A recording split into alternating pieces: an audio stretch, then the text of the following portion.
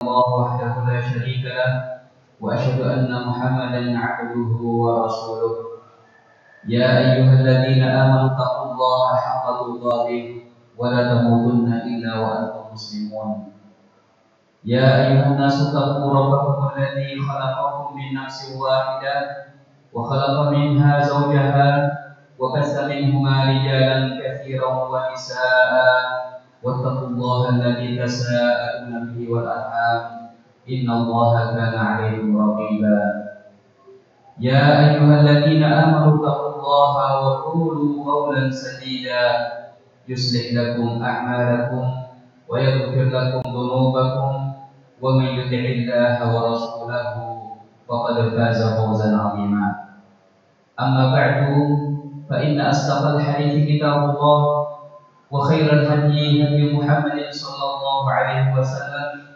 وشر الأمور محدثاتها وكل محدثة بدعة وكل بدعة ضلالة وكل ضلالة في النار.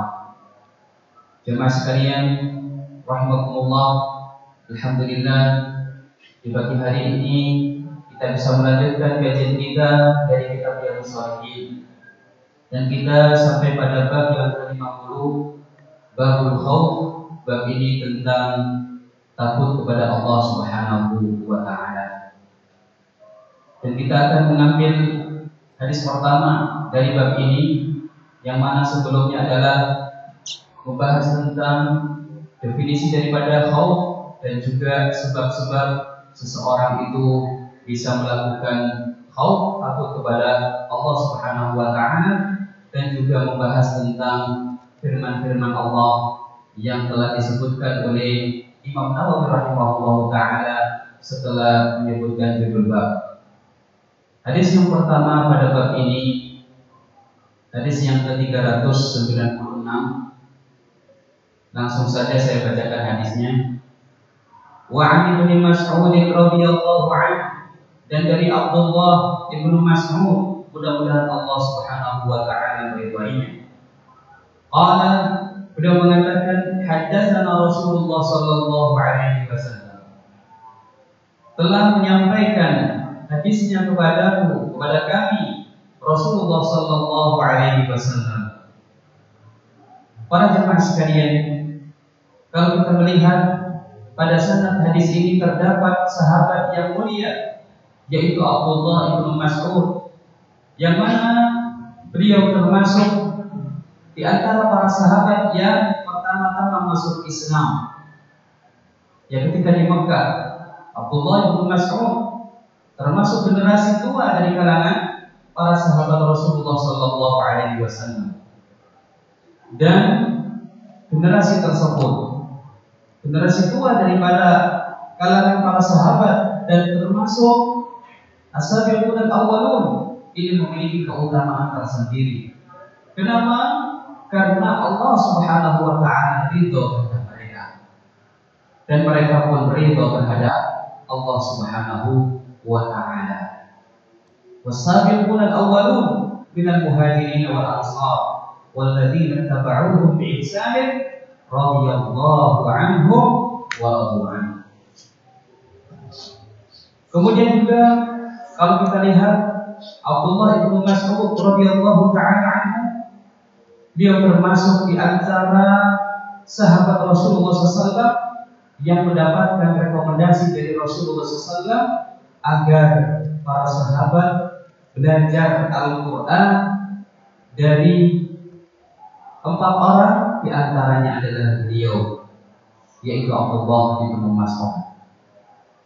Kemudian juga Abdullah Ibnu Mas'ud radhiyallahu ta'ala, ketika beliau mengambil suap kayu Arab. Nah, ini keutamaan beliau juga, bahwasanya 2 betis beliau itu meskipun kecil, jika ditimbang di mizan, ditimbang amal, maka itu lebih berat dibandingkan Jabal Uhud. Ketika Abdullah bin Mas'ud mengambil kayu Arab, kemudian angin berhembus dan menyingkap pakaian bawahnya Abdullah bin Mas'ud sehingga dua betisnya terlihat. Dan ada di antara para sahabat yang ada di sekitarnya ketika melihat dua betisnya Abdullah bin Mas'ud yang begitu kecilnya, ada sebagian mereka yang tertawa. Kemudian Rasulullah Shallallahu Alaihi Wasallam mengatakan kepada mereka, "Lima dhahiktum? Kenapa kalian tertawa?" Min diqqati saqaihi ya Rasulullah. Karena sebab kecilnya dua betisnya Abdullah. Kemudian Rasulullah SAW mengatakan, demi Allah, andai kata dua betis tersebut ditimbang di mizanul amal, diletakkan pada satu daun timbangan amal, kemudian satu daun timbangan amal lagi diletakkan di situ Jabal Uhud, la rajaha sakai Abdullah bin Mas'ud. Sungguh dua betisnya Abdullah bin Mas'ud itu lebih berat timbangan amal dibandingkan dengan Jabal Uhud ataupun Gunung Uhud. Nah, ini menunjukkan bahwasannya Abdullah bin Mas'ud ini luar biasa. Dua betisnya saja, ya, kalau ditimbangan amal itu lebih berat daripada Jabal Uhud. Ini menunjukkan bahwasannya yang memiliki dua betis tersebut adalah orang yang imannya luar biasa. Kedua betis tersebut digunakan di dalam ketaatan kepada Allah Subhanahu wa taala, di dalam jihad fisabilillah, di dalam berdiri menghadap Allah Subhanahu wa taala, dan digunakan di dalam ketaatan kepada Allah Subhanahu wa taala. Ini sedikit tentang kebaikan dan juga keistimewaan Abdullah bin Mas'ud radhiyallahu taala. Di sini beliau mengatakan haddatsana Rasulullah.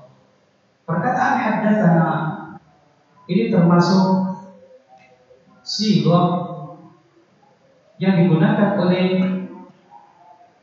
periwayat hadis ketika meriwayatkan hadis.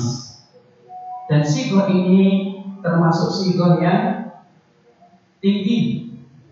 Yang paling tinggi lagi adalah sami', saya mendengar. Haddatsani, ya, di bawahnya. Kemudian nanti di bawahnya lagi ada lagi akhbarana. Kemudian di bawahnya lagi amba'ana. Di bawahnya lagi qara'tu alaihi wa ana asma' dan sebagainya.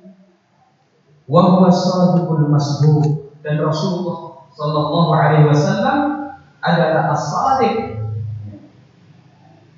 Benar perkataannya. Shadiq, benar perkataannya, jujur, al-masduq, dan dibenarkan oleh Allah Subhanahu wa taala. Inna ahadakum yujma'u khalquhu fi batni ummihi 40 yawman nutfah. Sesungguhnya salah seorang di antara kalian dikumpulkan penciptaannya oleh Allah Subhanahu wa taala di dalam rahim ibunya berupa nutfah. Berupa nutfah ini adalah air mani selama 40 hari. Jadi selama 40 hari berupa air mani. Kemudian summa yakunu 'alaqatan misla dzalik. Kemudian menjadi segumpal darah. Nah, segumpal darah ini masanya pun 40 hari. Setelah 40 hari, summa yakunu mudghatan mithla dzalik. Kemudian menjadi mudghah, segumpal daging selama 40 hari. Nah, kalau kita lihat 40 hari, ditambah lagi 40 hari, ditambah lagi 40 hari, menjadi 120 hari. 4 bulan. Nah, ketika sudah 4 bulan, maka summa yursalul malak. Diutuslah seorang malaikat oleh Allah Subhanahu wa taala, fayanfukhu fihi ruh. Malaikat tersebut disuruh oleh Allah Subhanahu wa taala untuk meniupkan ruh ke dalam janin tersebut. Wa yu'maru bi arba'i kalimat, dan diperintahkan untuk menulis 4 kalimat. 4 kalimat tersebut apa? Bikat birizqihi, untuk mencatat pertama rizquhu, rizkinya. Apakah rizkinya itu sedikit ataukah rizkinya itu banyak, itu sudah ditulis oleh malaikat. Kemudian juga kapan dia mendapatkan rezeki tersebut, kemudian dengan sebab apa dia mendapatkan rezeki tersebut, dengan pekerjaan apa dia mendapatkan rezeki itu, dengan usaha apa dia mendapatkan rezeki tersebut, sudah tercatat dengan sempurna. Apa saja yang terkait dengan rezeki itu sudah tercatat dengan sempurna. Oleh karenanya kalau kita lihat dalam kehidupan ini, ada orang itu kehidupannya sederhana sejak kecil, kemudian remaja, sampai dewasa, sampai tua, hidupnya sederhana, miskin. Kemudian juga ada lagi memang sejak kecil, remaja, sampai dewasa, sampai tua, kaya raya, sampai meninggal dunia. Ada juga ya tidak stagnan, tidak betok. Kadang pertamanya miskin, habis itu kaya, habis itu miskin lagi. Semuanya itu ternyata sudah dicatat oleh Allah Subhanahu wa ta'ala. Kemudian yang kedua, wa ajalihi, ditulis ajalnya juga, di mana dia akan meninggal dunia. Apakah jauh dari tempat tinggalnya? Apakah matinya, meninggalnya itu di rumahnya, ataukah di dekat rumahnya? Sudah dicatat oleh Allah. Sebabnya apa saja sudah dicatat oleh Allah Subhanahu wa ta'ala. Malaikat disuruh mencatat kapan dia meninggal dunia, pada hari apa, pada jam berapa, sudah ditulis dengan sempurna. Wa amalihi, amalnya pun dicatat oleh Allah Subhanahu wa ta'ala. Apakah amalnya itu baik ataukah amalnya itu buruk, itu sudah ditulis, dicatat oleh malaikat. Kemudian amalannya, apakah amalannya ketika melakukan suatu kebaikan, apakah berkualitas ataukah tidak, sedikitkah ataukah banyak, sudah ditulis semuanya. Demikian pula kejelekan-kejelekan yang telah dicatat. Misalkan orang tersebut melakukan amal-amalan yang tidak baik, maka di sini pun sudah tercatat, banyakkah sedikitkah. Nah, kemudian wasyaqiyun aw sa'id. Yang keempat ini adalah ma'al ataupun akhir daripada orang tersebut. Akhir daripada perbuatan-perbuatan orang tersebut. Nantinya dia itu termasuk orang-orang yang celaka ataukah termasuk orang-orang yang bahagia? Apakah dia termasuk penduduk neraka ataukah dia termasuk penduduk surga? Di sini sudah tercatat. Nah, jadi 4 hal itu disuruh oleh Allah Subhanahu wa ta'ala untuk mencatat 4 hal tersebut, yaitu malaikat, ya. Kemudian fawalladzi la ilaha ghairuh inna ahadakum la ya'malu bi'amali ahli jannah hatta ma yakuna bainahu wa bainaha illa dhira' fayasbiqu 'alaihi al-kitab fay'amalu bi'amali ahli an-nar fayadkhuluha. Di sini Rasulullah mengatakan bahwasanya Kata beliau bersumpah di sini, "Fawalladzi nafsi, fawalladzi la ilaha ghairuh."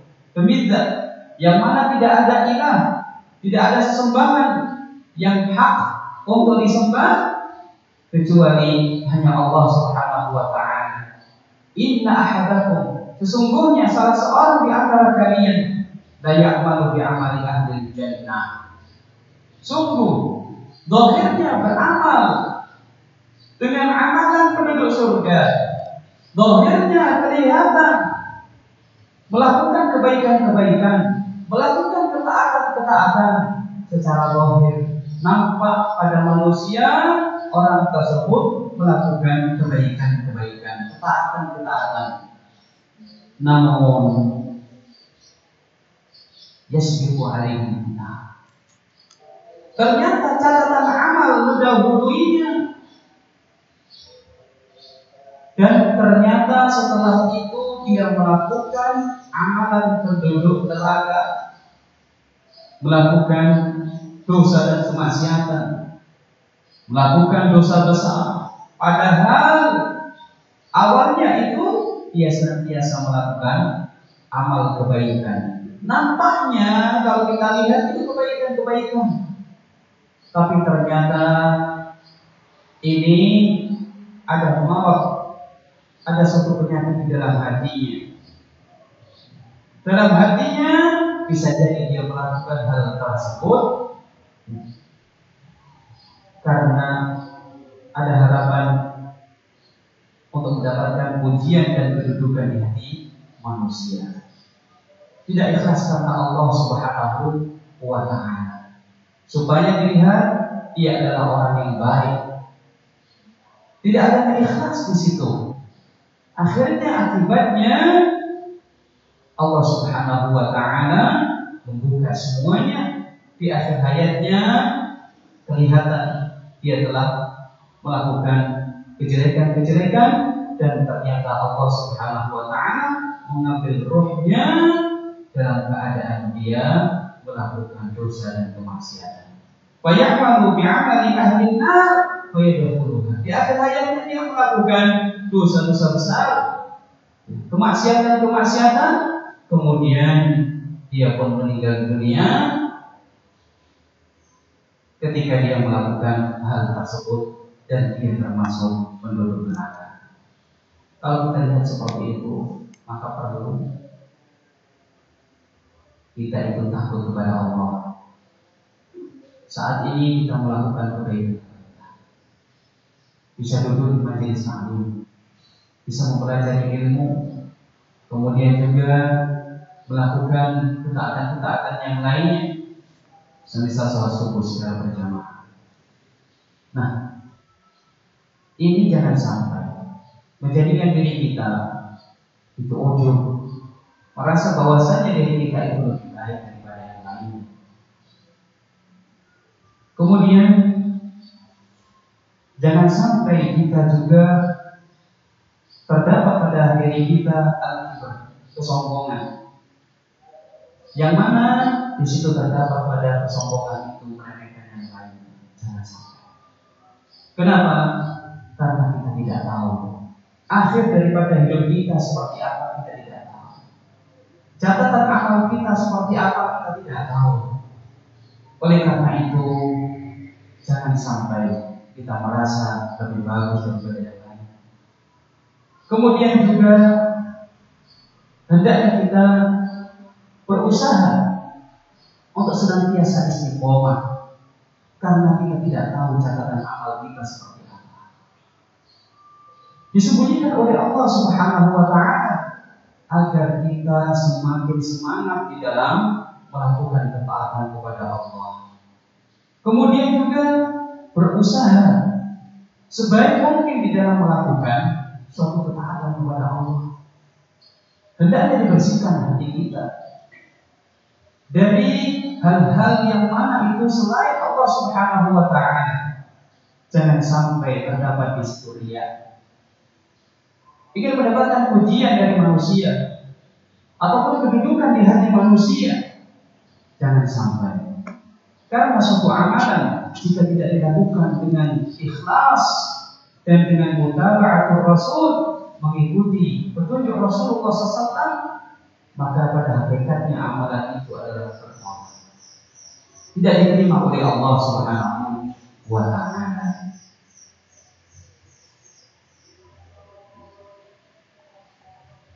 Dalam hadis yang lain disebutkan, ada seorang sahabat Rasulullah SAW yang mana luar biasa keberaniannya di dalam medan jihad fisabilillah. Tidak ada seorang kafir pun yang menantang dia kecuali dia bunuh, kecuali dia penggal. Begitu berani para sahabat. Namun ketika para sahabat melihat orang tersebut adalah pemberani dan luar biasa, namun Rasulullah SAW pernah mengatakan innahu min ahlin nar, sesungguhnya dia itu termasuk penduduk neraka. Dan para sahabat pun penasaran. Ketika usai peperangan dan mencari simpulan ini tidak ada, kemudian didapati di suatu tempat ternyata dia dalam keadaan meninggal dunia dan menjadikan pedangnya itu ditaruh di dadanya dan sampai tembus ke punggung.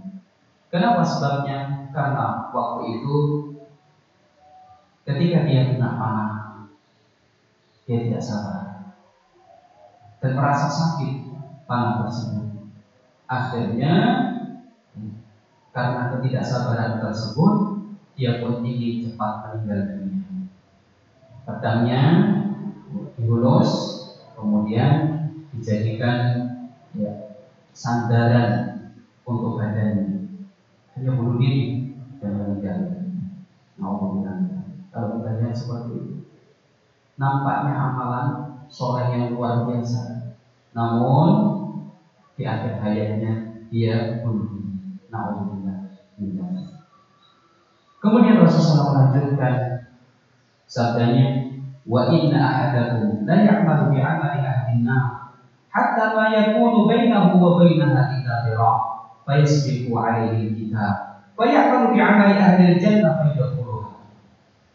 Dan sesungguhnya salah seorang di antara kalian melakukan suatu amalan penduduk neraka hatta ma yakuna bainahu wa bainaha illa dhira', sampai dia dengan neraka itu hanya satu hasta saja, sudah dekat dengan neraka, hampir saja mau masuk ke neraka. Namun ternyata fayasbiqu alaihi kitab, catatan takdir mendahului dia. Kemudian di akhir hayatnya dia melakukan amalan-amalan penduduk surga, sehingga dia meninggal dunia dalam keadaan melakukan amalan-amalan penduduk surga, sehingga Allah SWT memasukkan dia ke dalam surganya dan memasukkan dia ke dalam orang-orang yang telah dimasukkan oleh Allah ke surganya. Nah, di sini juga ada kisah.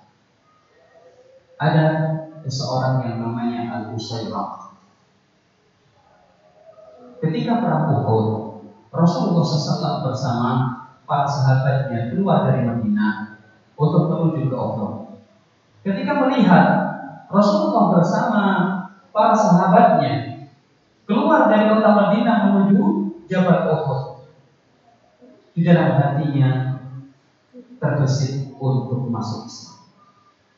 Hidayah masuk ke dalam hatinya.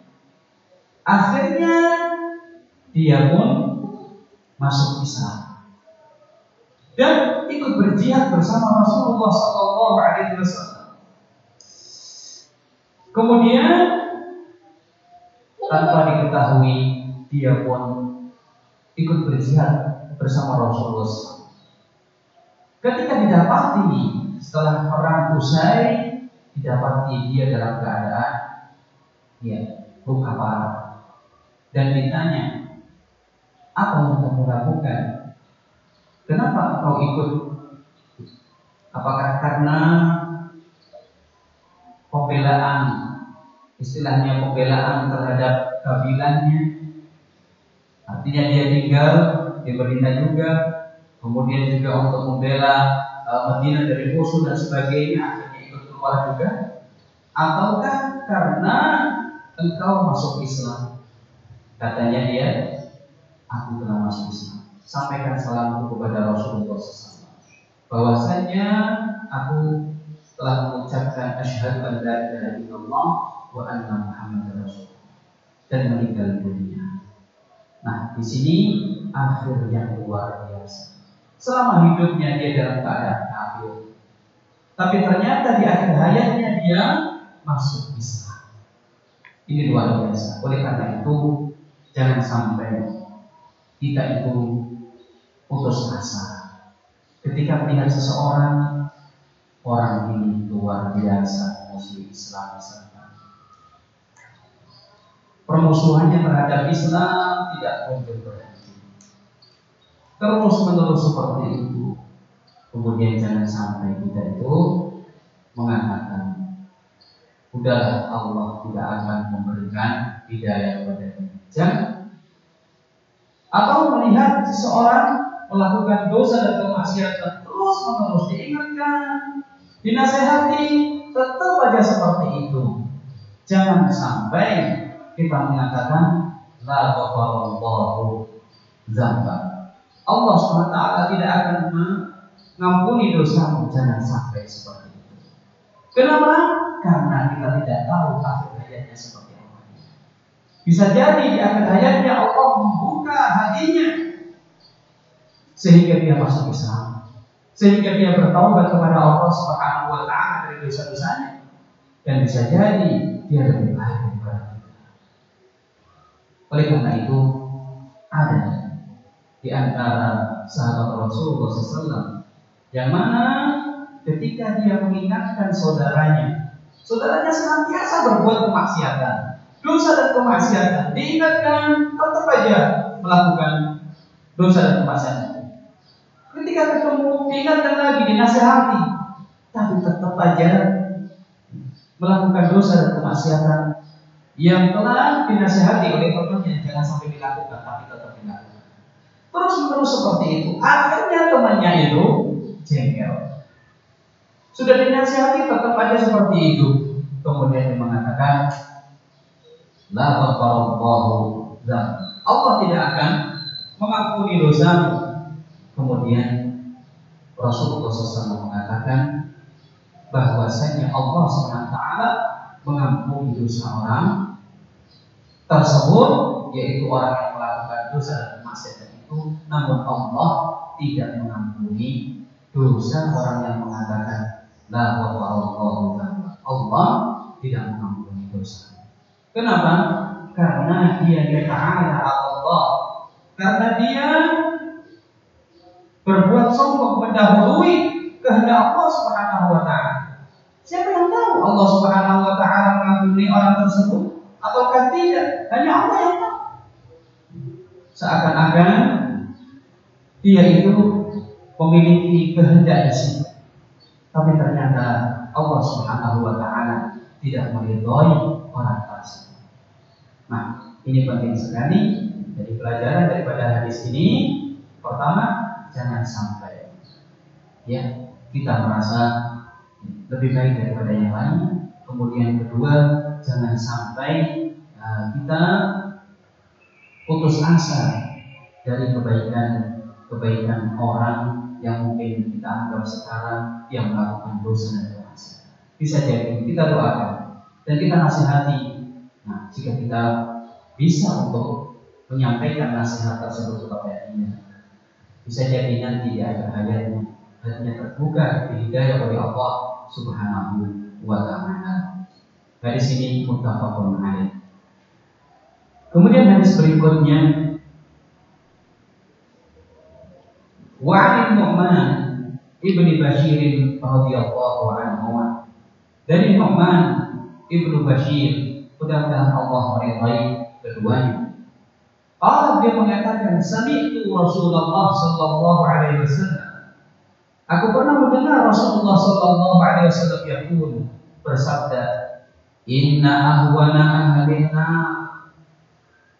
Afwan, ternyata ada hadis sebelumnya ya. Hadis sebelumnya wa anhu.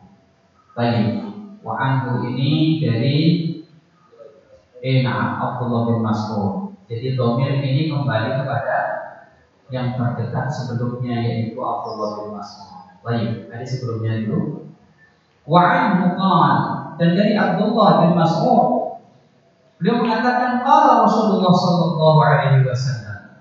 Rasulullah sallallahu telah bersabda, yu'ta bi jahannam. Jahannam itu didatangkan oleh Allah Subhanahu wa taala. Yauma idzin, pada hari kiamat, laha sab'una alf zimam. Jahannam itu memiliki 70.000 zimam. Zimam itu ya tali pengekang. Tali pengekang itu yang digunakan ya untuk kuda biasanya. Kuda, di mulutnya kuda itu kan ada tali kekangnya. Nah, ibaratnya seperti itu untuk mudah dipahami. Dan sebenarnya tali kekang ini tentunya tidaklah sama persis dengan tali kekangnya kuda, karena tali kekangnya Jahannam ini sangatlah besar. Nah, ini Jahannam, neraka Jahannam pada hari kiamat didatangkan oleh Allah Subhanahu wa taala. Saking besarnya Jahannam tersebut didatangkan oleh Allah dengan memiliki 70.000 tali kekang. Luar biasa banyak. Dan setiap tali kekang, ma'a kulli zimarin sab'una alfa malakin yajurrunaha. Setiap tali tersebut terdapat 70.000 malaikat yang menggeret, ya, yang menyeret neraka Jahannam. 70.000 tali kekang. Setiap tali kekang terdapat 70.000 malaikat yang menyeret neraka Jahannam. Berarti neraka Jahannam itu besar sekali, luar biasa besarnya. Telah disiapkan oleh Allah Subhanahu wa taala bagi mereka yang durhaka kepada Allah, bagi mereka yang kafir, mengkufuri Allah Subhanahu wa taala, dan juga orang-orang munafikun, dan juga orang-orang yang melakukan dosa dan tidak diampuni oleh Allah Subhanahu wa taala. Mudah-mudahan Allah Subhanahu wa taala melindungi kita semuanya dan mengampuni dosa-dosa kita dan menyelamatkan kita dari siksa neraka. Hadis ini diriwayatkan oleh Imam Muslim. Hadis berikutnya, wa 'an Nu'man bin Bashir radhiyallahu anhu. Dari Nu'man bin Bashir, mudah-mudahan Allah meridhai keduanya, yaitu Nu'man dan bapaknya yaitu Bashir. Beliau mengatakan, sami'tu Rasulullah, aku pernah mendengar Rasulullah SAW yaqul, mengatakan, inna ahwana ahli nari adzab yaumil qiyamah. Sesungguhnya siksa yang paling ringan bagi penduduk neraka pada hari kiamat nanti, larajulun yudha'u fi akhmasi qadamai jamratan, yaitu seorang laki-laki yang mana diletakkan pada tengah-tengah telapak kakinya. Tengah-tengah telapak kaki yang mana kalau dipakai untuk menginjakkan kakinya di atas tanah, itu dagingnya itu tidak menyentuh ke tanah. Itu yang tengah itu, yang longgar itu diletakkan di situ jamrotan, 2 bara api neraka yang bikin humanimamu. Karena sebab 2 bara api tersebut saking panasnya sampai tembus ke otaknya. Otaknya mendidih karena sebab 2 api ataupun 2 bara api tersebut. Nah, ini adalah siksa yang paling ringan bagi penduduk neraka. Kalau kita lihat seperti itu berat sekali. Kemudian Rasulullah menyatakan, "Ma yara anna ahadan asyaddu minhu 'adzaban." Ketika dia mengalami seperti itu, dia menganggap bahwasannya tidak ada orang yang asyaddu minhu 'adzaban, lebih berat siksanya dibandingkan dia. Menurut dia itu adalah siksa yang paling pedih di neraka. Dia menganggapnya seperti itu. Nasallallahu alaihi wa wa innahu la'ahwanuhum 'adzaban. Padahal sesungguhnya dia itu termasuk orang yang paling ringan siksanya. Hadis ini muttafaqun alaih. Pada riwayat yang lain bahwasanya hadis ini adalah tentang siksanya Abu Thalib, ya, paman daripada Rasulullah Shallallahu Alaihi Wasallam, ya, karena dia membela Rasulullah dan juga, ya, dia juga menjaga Rasulullah SAW. Kemudian, namun di akhir hayatnya pada Allah, Rasulullah SAW belum diizinkan oleh Allah Subhanahu wa Ta'ala. Sudah didakwai di akhir hayatnya, ketika sakaratul maut Rasulullah SAW datang, tapi ternyata kanan kirinya terdapat di situ Abu Jahal dan juga tokoh Quraisy yang lainnya yang telah menguping dia. Ketika Rasulullah SAW menawarkan, "Ya am, wahai pamanku, qul la ilaha illallah," katakan, ucapkan la ilaha illallah. Ketika di akhir hayatnya, sebelum sakaratul maut, katakan, ucapkan la ilaha illallah, uhaju laka biha indallah. Nanti aku bela engkau di hadapan Allah dengan kalimat itu. Namun Abu Thalib melihat kanan, melihat kiri. Yang satunya mengatakan, "Ya Abu Thalib, atakrahu an billati Abdul Muttalib." Wahai Abu Thalib, apakah kamu benci dengan agama nenek moyang? Akhirnya Abu Thalib berhenti. Rasulullah SAW mengulangi kembali, "Ya am, qul la ilaha illallah, uhaju laka biha indallah." Wahai paman, ucapkan la ilaha illallah. Nanti dengan kalimat itu aku bisa membela di hadapan Allah Subhanahu wa Ta'ala. Namun ternyata mereka tetap mengatakan demikian. Wahai Abu Thalib, apakah kamu benci dengan agama nenek moyangmu yang sudah kamu peluk sejak kecil? Nah, disinilah efek daripada teman-teman yang tidak baik.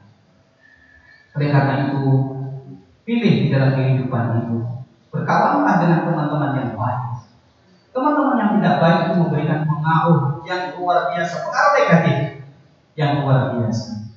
Bagaimana dengan Abu Thalib?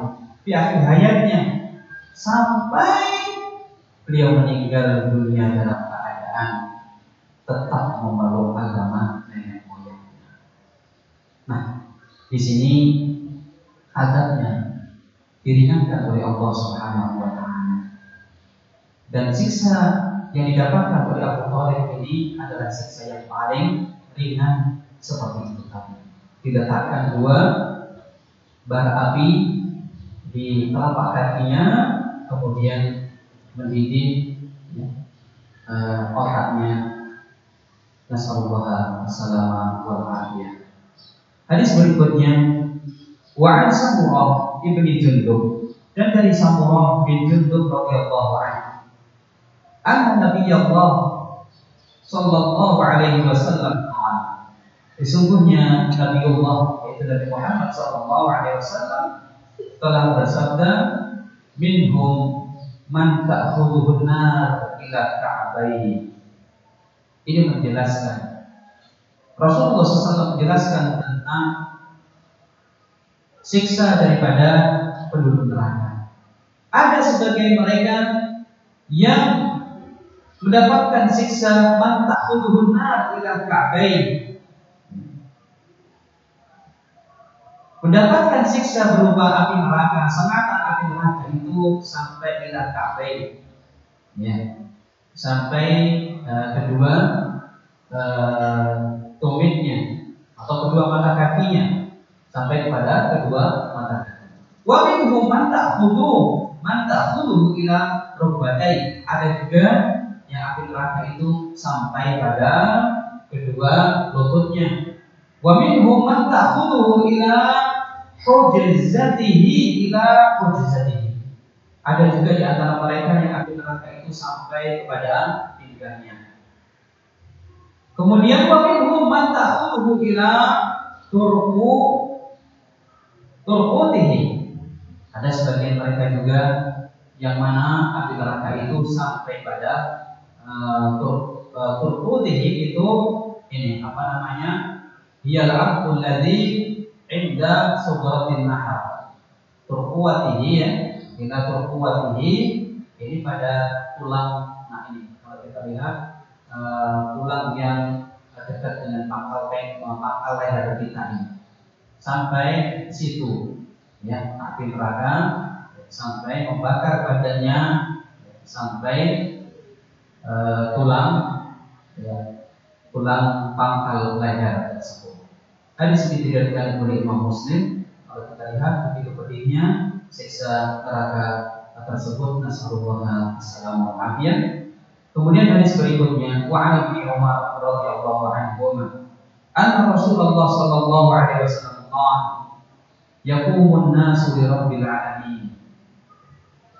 Nanti pada hari kiamat manusia berdiri menghadap Allah Subhanahu wa taala hatta yaghiba ahaduhum fi rashihi ila ansafi udunaihi, sampai ada di antara mereka yang mana tenggelam ke dalam keringatnya ya. Keringatnya itu ya, menenggelamkan dia sampai dia tidak bisa bernapas. Disebutkan di sini ila ansafi udunai, keringatnya itu sampai ke tengah-tengah apa namanya telinganya ya, sampai segini. Nah ini kalau kita lihat berarti hidung dan mulutnya ya, tenggelam. Nah ini ketika seseorang itu di mahsyar, nanti mereka pun ketika matahari didekatkan kepada manusia semuanya, maka di situ tergantung amalan seseorang.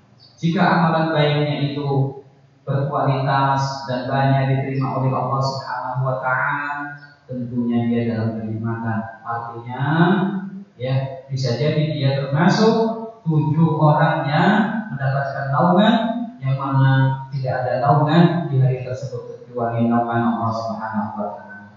Namun sebaliknya, jika amalan seseorang itu ternyata tidak baik, maka di sini bisa jadi dia tenggelam ya ke dalam keringatnya sendiri. Nah ini diantara azab Allah dan siksa Allah sebelum di neraka pada hari ini adalah di mahsyar.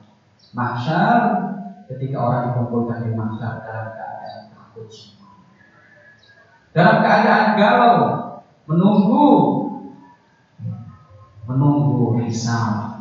Mereka dalam keadaan galau. Oleh karena itu orang-orang yang beriman mereka semuanya berkumpul mencari para nabi untuk memberikan syafaat kepada mereka semuanya. Nah, kepada Nabi Adam, kepada para nabi, semuanya tidak bisa memberikan syafaat.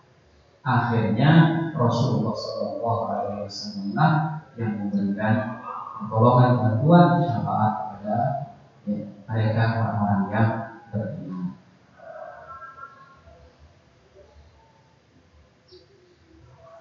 Hadis yang terakhir pada bab ataupun pada pertemuan kali ini, pada bab ini belum berakhir. Pada pertemuan kali ini, wa an Anas radhiyallahu anhu. Dari Anas, mudah-mudahan Allah meridhoinya, dia mengatakan, khatabana Rasulullah SAW pernah menyampaikan khutbahnya kepada kami. Khutbah dan masa itu mislah apa? Khutbah yang mana aku belum pernah mendengarkan Rasulullah SAW berkhutbah seperti itu. Faqala, dia mengatakan, lau ta'lamuna ma a'lam, andai kata kalian tahu tentang bagaimana keadaan akhirat, ma a'lamu la dhahiktum qalilan wala bakaitum katsira. Andai kata kalian itu mengetahui apa yang aku tahu dari ahwalul akhirah, dari siksa-siksa pada hari kiamat, la dhahiktum qalilan, sungguh kalian akan sedikit ketawa, wala bakaitum katsira, dan sungguh kalian akan banyak menangis. Faqatta ashabu Rasulullah sallallahu wujuhahum walahum khanilun. Akhirnya para sahabat Nabi ketika mendengarkan sabda Rasulullah tersebut, mereka pun menutupi wajah-wajah mereka dan mereka semuanya pada menangis terseduh-seduh. Muttafaqun alaih. Wa fi riwayat balagha Rasulullah sallallahu alaihi wasallam an ashabihi syai'un faqataba faqala uridat alayya al-jannatu wan nar. Kata Rasulullah, ditampakkan kepadaku dalam riwayat yang lain surga dan neraka. Falam arakal yaumi fil khairi wasyarr. Aku tidak mendapati di dalam surga kenikmatan yang luar biasa kecuali pada hari ini. Kemudian aku tidak mendapati kejelekan yang luar biasa kecuali yang nampak pada hari ini di neraka. Maksudnya, walau ta'lamuna ma a'lam. Andai kata kalian mengetahui sebagaimana yang aku ketahui, la dhahiktum qalila, kalian akan sedikit ketawa, wala bakaitum katsira, dan banyak menangis. Fama ta'ala ashabi Rasulillah yaumun asyaddu minhu. Tidak nampak, artinya tidak ada hari-hari yang lebih menyedihkan sahabatnya Rasulullah SAW kecuali hari tersebut. Ghattu ru'usahum walahum khanin. Dan para sahabat pun mereka semuanya menutupi wajah-wajah mereka dan tidak kuat menahan isak tangis ya, karena apa yang disabdakan oleh Rasulullah SAW tersebut. Nah, ini merupakan pendidikan keimanan. Pendidikan keimanan yang disampaikan kepada para sahabat Rasulullah SAW oleh Rasulullah. Nah, ini perlu sekali kita mempelajari bagaimana sifat neraka, bagaimana sifat surga, kenikmatan surga itu apa saja, kemudian siksa neraka itu seperti apa. Nah, ini perlu kita pelajari, kemudian kita sampaikan kepada anak-anak kita. Kita sampaikan kepada anak-anak kita, sehingga yang ada pada pikiran anak-anak kita itu pertama, ya, masuk ke dalam hatinya keimanan terhadap surga dan neraka. Kenapa? Karena kalau kita tidak masuk sedikit demi sedikit tentang masalah itu, terkadang masuk pada pikiran anak itu apa yang dia lihat, yang dia tonton. Kalau yang ditonton di HP misalkan tentang hantu monster, nanti yang dipikirkan itu. Bahkan seakan-akan hantu dan monster itu, nah, itu yang luar biasa mempengaruhi kehidupannya. Jangan nanti ada hantu, jangan nanti ada hantu, subhanallah. Padahal subhanallah, di sana ada Allah subhanahu wa ta'ala. Di sana ada malaikat-malaikat Allah subhanahu wa ta'ala. Kenapa? Yang lebih besar di hati anak itu. Kenapa kita tidak mempengaruhi anak kita kenalkan dengan Allah subhanahu wa ta'ala, kita kenalkan dengan malaikat-malaikat Allah, kita tanamkan keimanan ke dalam hati anak kita. Sebagaimana Rasulullah mendidik keimanan, menanamkan keimanan kepada hati-hati para sahabatnya. Mudah-mudahan Allah subhanahu wa ta'ala senantiasa membimbing kita dan juga membimbing keluarga kita, anak-anak kita, istri-istri kita, dan juga keluarga besar kita, sehingga kita bisa istiqomah dan tetap di dalam jalan Allah subhanahu wa ta'ala, di dalam keimanan sampai kita meninggal dunia. Nah, tapi bihadzal qadar, mohon maaf atas segala kekurangan. Subhanakallahumma wa bihamdika, asyhadu an la ilaha illa anta, astaghfiruka wa atubu ilaik.